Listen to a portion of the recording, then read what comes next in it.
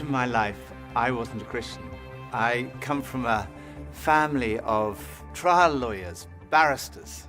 My father was a barrister, my mother was a barrister, my sister is a barrister, my son qualified as a barrister, my daughter qualified as a barrister, both my grandfathers on both sides were barristers, my uncle was a barrister. If we'd had a cat, it would definitely have been a barrister. My father was a Jew, a secular Jew. He escaped the Holocaust. Many of his family had died in the Holocaust. My mother was not a churchgoer. My father described himself as an agnostic. And I came to the conclusion that I was an atheist as a teenager. And I was quite an argumentative atheist. Not that I was out to convert people to atheism, but if anyone tried to convert me to Christianity, then I had a lot to say on the subject. And I was quite suspicious of Christians. I'd come across one or two of them in my gap year, and they had these smiles, which I found deeply suspicious. And in my first year at university, I had a room next door to my great friend, Nicky Lee. And I warned him against these Christians. I said, don't let them into your room, whatever you do. But it was too late. He'd met some, and one time he and his then girlfriend, now his wife, Scylla, came back and they said that they had become Christians. I was horrified. I mean, they were such lovely people. I thought, how can I help them? I really didn't know anything about it, so I thought, I better investigate. So I managed to find this old Bible, and that night I started reading it. I started beginning of the New Testament. I read Matthew's Gospel, Mark, Luke. I got about halfway through John's Gospel, about 3 a.m. I fell asleep. Following day, I carried on reading. All that day, all the next day, all the day afterwards. I was a student, so I didn't have any work to do. And when I got to the end of the New Testament, I came to the conclusion, it's true. You can't prove Christianity mathematically. You can't prove it scientifically. Science is obviously very important, but science answers a different set of questions. Science answers the questions, when and how did this world come into being? But it can't answer the question, who and why. Supposing I had a cake here, which I've made, and I give it to a scientist. The scientist will be able to answer the question, how it was made. They may be able to tell you when it was made, but only I can tell you who made it and why I made it. Only the creator of the cake can do that. Only I can tell you, I made that cake. And I can tell you why I made that cake. And it's the same with this universe. Only the creator can reveal who made this world and why he made it. And the claim of Christianity is that he has done that. The creator has revealed himself. And he's revealed himself in the person of Jesus.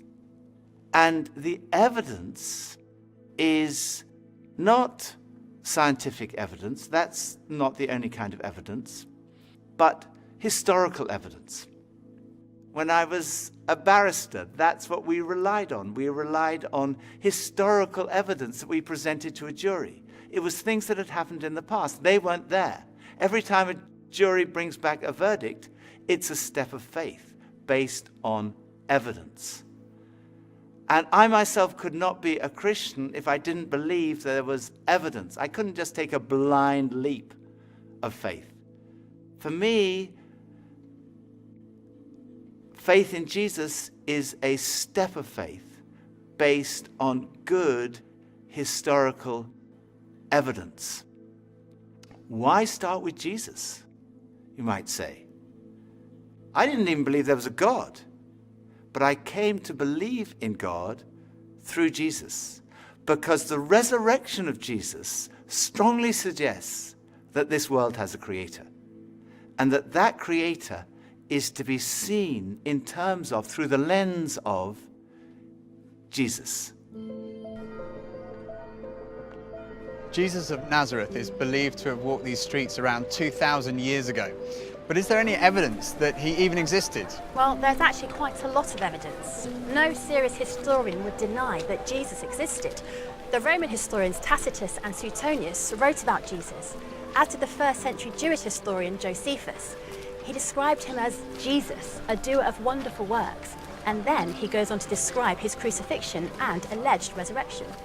So there's evidence outside of the New Testament for the existence of Jesus, but most of the evidence comes from within inside the New Testament. And sometimes people say, well, the New Testament was written such a long time ago.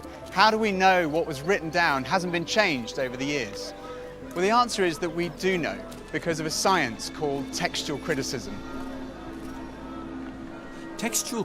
Professor F.J.A. Hort, one of the greatest scholars in the area of textual criticism, concluded that in the variety and fullness of the evidence on which it rests, the text of the New Testament stands absolutely and unapproachably alone amongst ancient prose writings, and no secular historian would disagree with that conclusion. So we know from evidence outside and inside the New Testament that Jesus existed. But who was he? Well, we know that he was fully human. He had a human body. He ate, he drank, he sweated, he got tired, he suffered pain.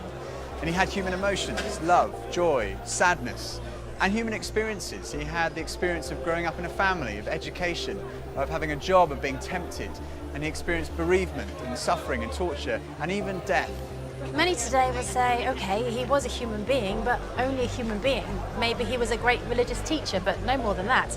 Others would say he was much more than that. What evidence is there to suggest that Jesus was more than just a great religious teacher? There are two parts to this argument. The first is, what did Jesus think about himself? Because if Jesus didn't think he was God, that's the end of the argument. But if he did, the second part of the argument is, was he right? So, what did Jesus say about himself? First piece of evidence is the fact that his teaching was centered on himself. Most great religious teachers point away from themselves. They say, don't look at me, look at God. Jesus, who personified humility in pointing people to God, pointed to himself. He said, look at me, come to me. We've talked about this search for meaning and purpose, that feeling of like a spiritual hunger that other things don't quite satisfy. Jesus said, I am the bread of life. I'm the one who can satisfy that spiritual hunger. Addiction is a major problem in our society. Jesus said, if the Son, in other words, if he himself sets you free, you will be free indeed. Then there's all the stuff we carry around, worry, anxiety, guilt, fear. Jesus said, come to me, all you who are weary and burdened, and I will give you rest. He said, if you receive me, you receive God. If you welcome me, you welcome God. If you've seen me, you've seen God.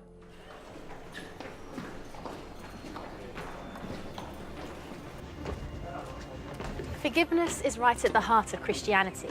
Jesus went up to people and said, your sins are forgiven. Now, if someone sins against you, then you can forgive them, but you can't just walk up to anyone and say your sins are forgiven.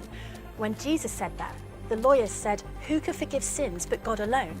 But Jesus claimed to be able to do that. In fact, Jesus said that he came to give his life so that people could be forgiven. One of the most direct claims Jesus made is recorded in John's Gospel, chapter 10, verse 30. Jesus said, I and the Father are one. Now, making a claim like this was seen by the religious leaders to be blasphemy. It's tantamount to a claim to be God, and it was punishable by death by stoning. People picked up stones to stone him.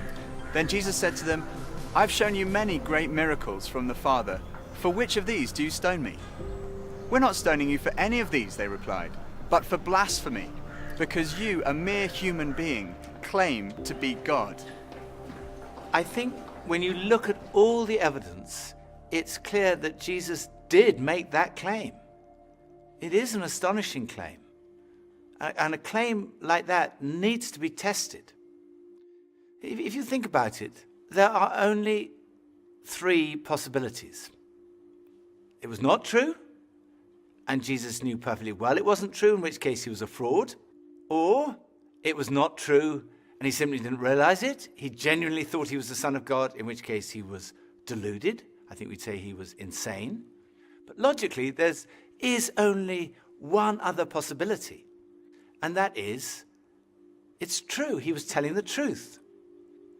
C.S. Lewis, Cambridge professor, best known as the author of the Chronicles of Narnia, he put it like this: a man who was merely a man and said the sort of things Jesus said would not be a great moral teacher. He'd either be insane or else he'd be the devil of hell. You must make your choice. Either this man was and is the Son of God, or else insane or something worse.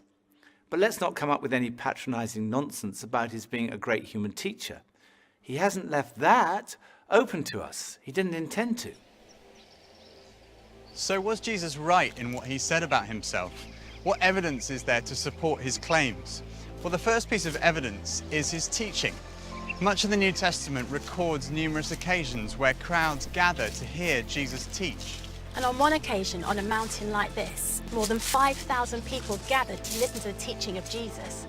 The Sermon on the Mount has been widely acknowledged amongst the greatest teaching of all time. Jesus' teaching has been the foundation of our entire civilization. Many of our laws were originally founded on Jesus' teaching. Love your neighbour as yourself. Do to others as you would have them do to you. And then this, totally revolutionary: love your enemies. In fact, we've advanced in every field of science and technology, yet in 2,000 years, no one has ever improved on the moral teachings of Jesus. They are the greatest words ever spoken. They're the kind of words you might expect God to speak.